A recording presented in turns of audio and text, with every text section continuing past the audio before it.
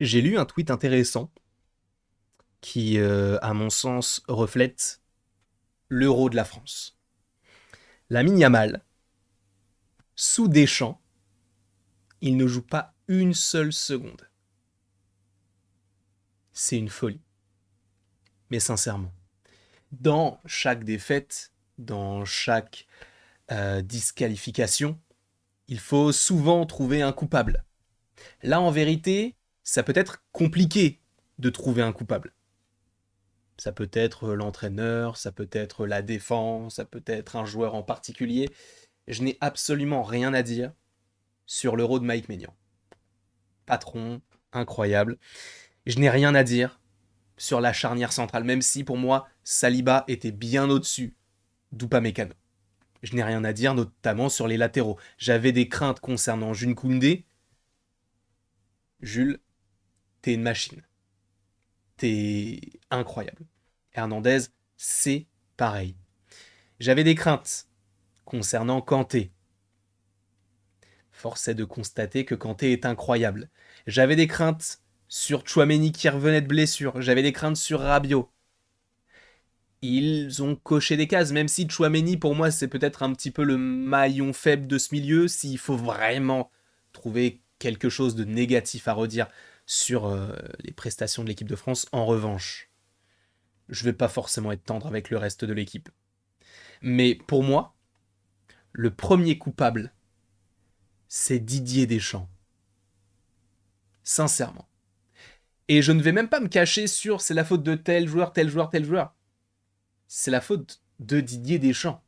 Et c'est surtout de la faute à l'équipe de l'Espagne, parce que l'équipe d'Espagne était tellement au-dessus de nous, dans tous les compartiments du jeu. Tout.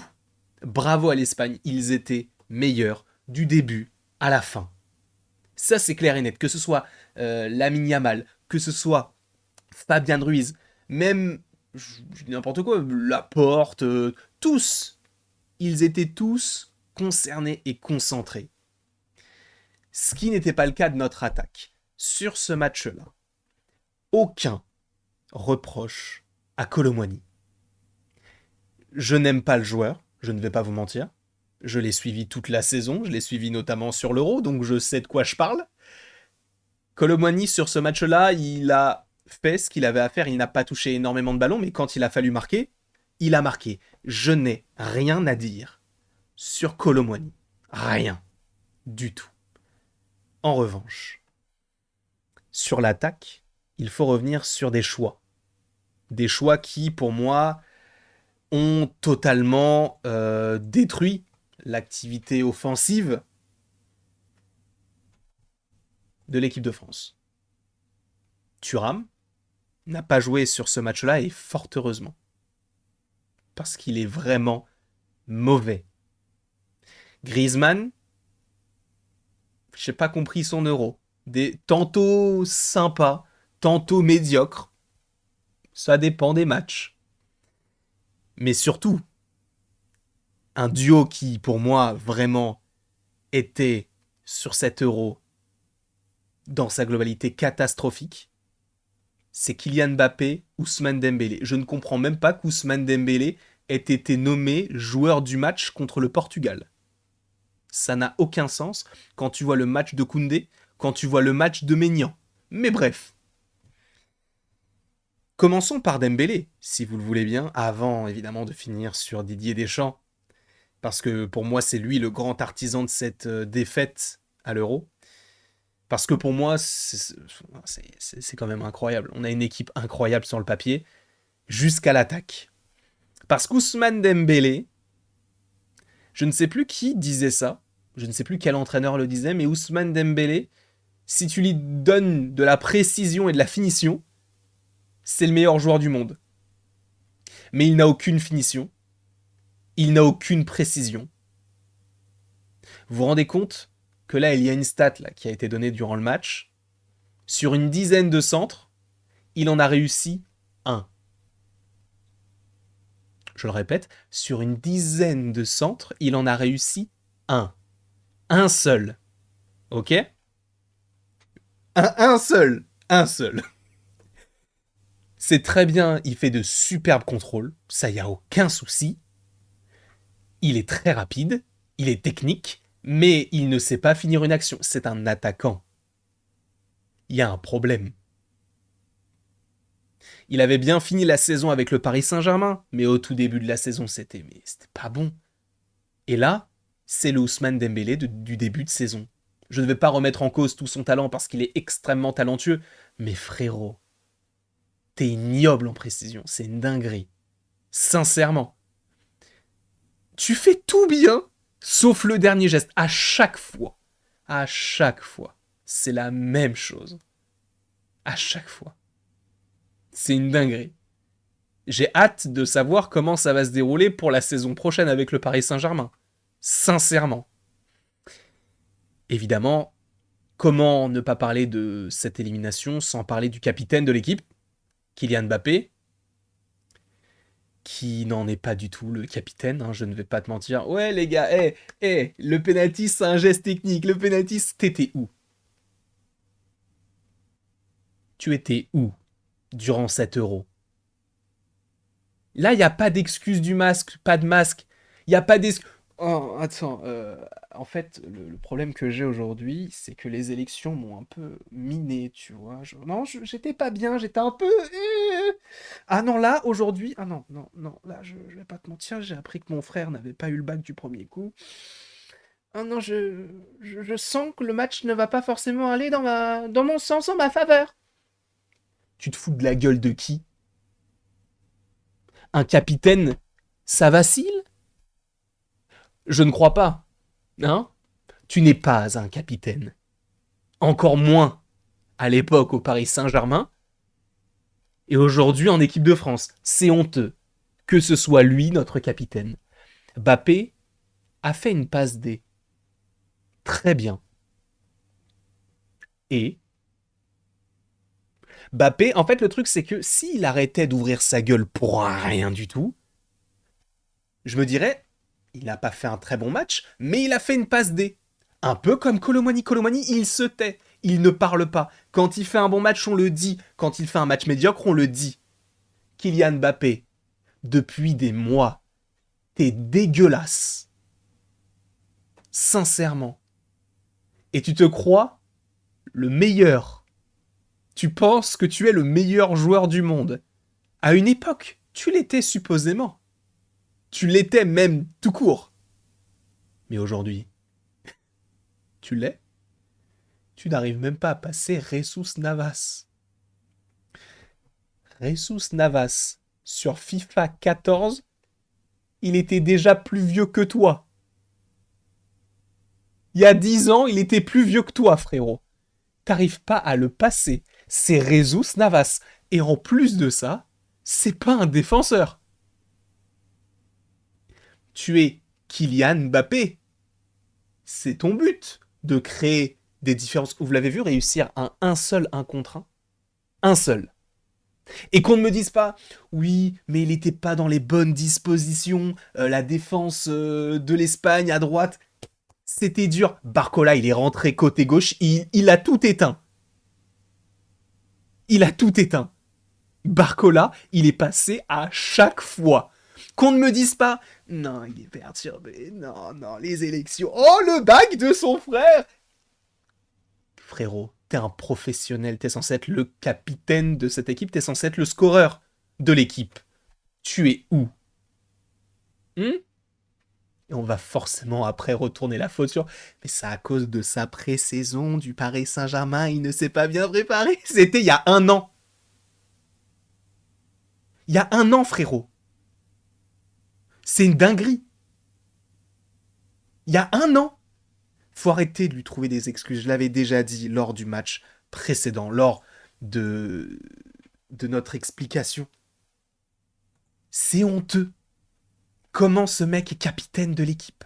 Comment tu ne donnes pas le brassard à Maignan? Je répète, Griezmann, même s'il ne fait pas un bon euro, il est en équipe de France quasiment tout le temps irréprochable. Kylian Mbappé, c'est pas un capitaine. Il n'a pas cette haute. Enfin, pour moi, il est loin de l'être et, à mon sens, il ne sera jamais capitaine. C'est pas lui le capitaine. Encore une fois. Il a essayé de faire... À un moment donné, je me suis dit, frérot, tu vis pour les caméras. Première mi-temps, il revient défendre. Très bien. À un moment donné, tu as, du coup, c'était qui? C'était Hernandez, qui était à gauche, donc qui défendait de ce côté-là. Il montre son doigt de l'autre côté en disant, va là-bas. Mais t'es au courant que ça sert à rien de le placer. C'est son poste. Il sait ce qu'il doit faire.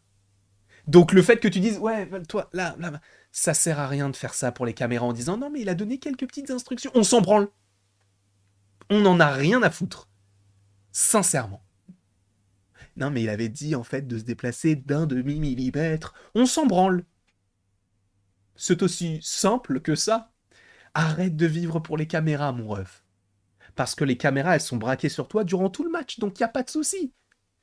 Et elles étaient braquées sur toi aussi lorsque un certain Bradley Barcola a fait en une seule action ce que tu n'as pas réussi à faire durant tout ton euro. Passé. Et après, il te sert. Et qu'on ne me dise pas, il n'est pas en 1 contre 1. Il est en 1 contre 1. Même si tu as des joueurs à gauche, même si tu as des joueurs à droite, il n'y a personne au milieu. Et il tire au-dessus. Vous savez quoi? Vous savez ce que ça me procure comme émotion? Le but raté ou l'essai transformé de Kylian Mbappé, ça me procure... Je ne sais même plus parler, mais ça me procure cette émotion.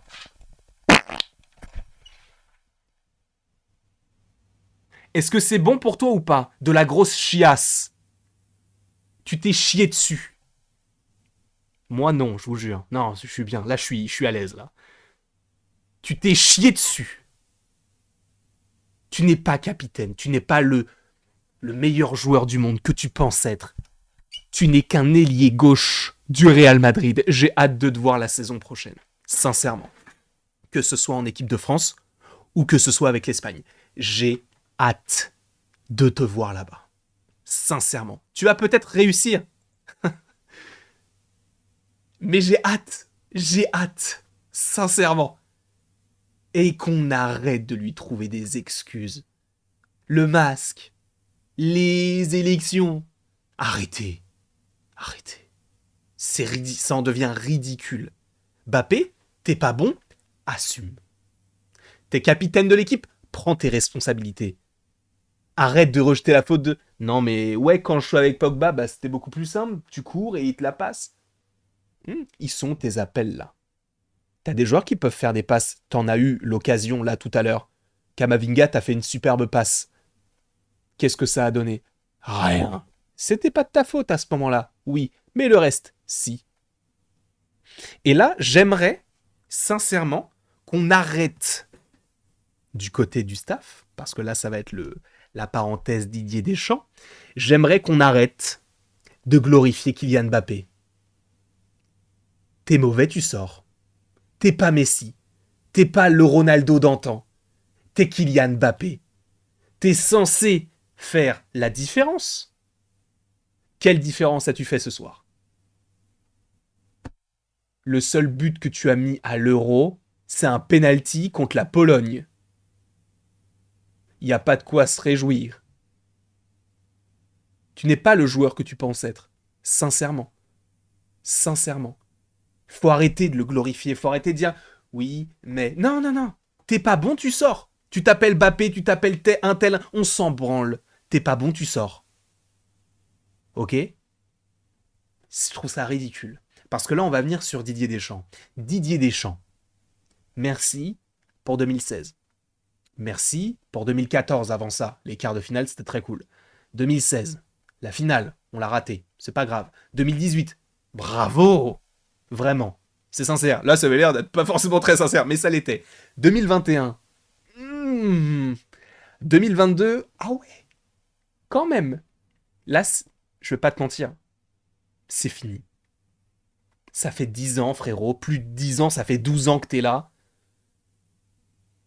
Depuis que t'es en équipe de France physiquement, t'as pas changé, t'as de nouvelles dents, t'as un petit trou là, mais on t'aime bien. Mais c'est bon. Pars. La sortie, t'ouvres la porte. Elle est ouverte déjà. T'ouvres la porte. Tu verras Raymond Domenech, tu verras tous ces sélectionneurs. Toi, tu vas pas de ce côté, parce que ça, ce sont les ringards, les nulos, des grosses merdes. Toi, tu vas sur une petite ouverture, t'ouvres la porte, tu es dans un placard, parce que t'es le seul qui a réussi à faire ce qu'on a fait durant ces différentes années, mais là, c'est trop. Là, je vais pas te mentir, c'est trop. Beaucoup trop. J'ai un problème majeur. Peut-être que vous allez dire que je suis... je fais de la propagande ou je ne sais quoi pour tel ou tel joueur. Tu as Bradley Barcola. Tu as vu la saison qu'il a fait. Tu l'as fait rentrer dès son premier match. Il a fait une passe D. Dès le début, premier ballon, passe décisive. Waouh, incroyable. Tu as la possibilité de faire rentrer ce joueur. Bappé, tu l'as mis 9. Mets-le en 9. Côté gauche. Pourquoi mettre Colomwani? Pourquoi mettre du Thuram et Bappé? Mais le 9, tu le fais tout le temps. Et il a joué comme ça toute la saison quasiment. Mais le 9, à gauche, tu mets Bradley. Pourquoi Bradley n'est pas titulaire dans cette équipe? Chaque ballon que Bradley a touché, c'est de l'or. Sincèrement. Tu vas me dire, mais ça a rien donné. Ah ouais, quand c'est Dembélé, ça a donné quelque chose. Pourtant, il est titulaire. Quand c'était Griezmann, ça a donné quelque chose. Quand c'était Thuram, ça a donné. Ah bah non, parce que Thuram, il est vraiment nul. En équipe de France, j'entends. Et quand c'est Mbappé, ah bah non, ça n'a rien donné. Bradley Barcola, il n'a quasiment rien raté. Et je dis pas ça parce que je suis parisien. Bradley Barcola mérite matin, midi et soir d'être titulaire. Côté gauche. Titulaire. Pas de rentrer pour les 15 dernières minutes. Titulaire. Bradley Barcola, il a mis un petit pont à Rodri. Tu vas me dire, c'est qu'un petit pont. Il a donné la passe à Kylian Mbappé qui a donné sa frappe entre les deux poteaux. À un moment donné, les gars, Bradley Barcola, c'est une dinguerie. Et je te parle même pas de Zahir Emery. En même temps, pour Zahir Emery, je peux comprendre qu'il ne l'ait pas fait jouer. Il aurait pu le faire jouer notamment sur le troisième match, mais on n'était même pas assuré de passer les poules. Enfin, en tout cas, de passer, être premier. On était assuré de gagner, mais on pouvait être du coup soit du bon côté, soit du mauvais côté. On est tombé du mauvais côté sans Warren Zahir Emery et sans faire tourner. On peut le comprendre, ce côté-là. Et le fait qu'il ne le fasse pas jouer là, en même temps, derrière, t'as Rabiot, t'as Kamavinga, Fofana, ouais, ok, mais t'as Zahir Emery derrière. T'as Zahir Emery, faut arrêter à un moment donné. Mais bref, moi, Barcola, je comprends pas comment il n'est pas titulaire. Mais Didier Deschamps, t'as perdu toute légitimité quand t'as commencé à titulariser Marcus Thuram, qui a fait une excellente saison du côté de l'Inter, à n'en pas douter. Mais qu'est-ce qu'il nous fait en équipe de France? Faut arrêter. Il faut. On a trouvé un joueur encore plus nul que Colomwani. Le copinage, tout ça, c'est bien beau. Faut arrêter. Faut arrêter. Thuram n'arrive pas à la cheville de Giroud à son âge. Et Giroud n'a touché quasiment aucun ballon. Je trouve que c'est... Moi, ça me fume. Ça me fume sincèrement. Parce que, oui, on mérite de perdre. Ça, c'est clair et net. Jamais, avec ce qu'on a fait durant cet euro, notamment offensivement, que offensivement, en fait, parce que le reste, c'était génial, mais que offensivement, jamais on mérite d'être là, déjà où on est. Pour moi, le fait qu'on soit passé contre le Portugal déjà, c'est un exploit. Je, je sais qu'il y aura plein de gens qui ne seront pas d'accord avec tout ce que j'ai dit durant cette diatribe, durant ce petit live. Mais là, c'est quand même assez grave ce qui s'est passé, je trouve. T'as tellement mieux à faire que de mettre par exemple Colomwani qui a fait pour le coup un bon match là. Mais tu sais qu'il n'est pas forcément en confiance, alors que Barcola, il sort d'une saison incroyable avec le Paris Saint-Germain, alors que personne ne croyait en lui. Tu vois que lorsqu'il joue, il fait des différences. Bye, bye Didier. C'est sympa tout ce que t'as fait, merci pour la Coupe du Monde, merci pour la chatte que t'as eue, mais à un moment donné, c'est bon. Ta hype, elle est passée, frérot. C'est fini. Faut passer à autre chose, faut passer avec quelqu'un d'autre. Et ce quelqu'un d'autre, si c'est Zizou ou si c'est un autre personnage, enfin un autre personnage, d'autres personnes, bah ok. Mais là, ça devient grave. Encore une fois, j'ai pas mal fustigé, encore une fois, l'aspect offensif de l'équipe de France. Mais il faut revenir sur l'équipe d'Espagne qui fait un euro juste cataclysmique.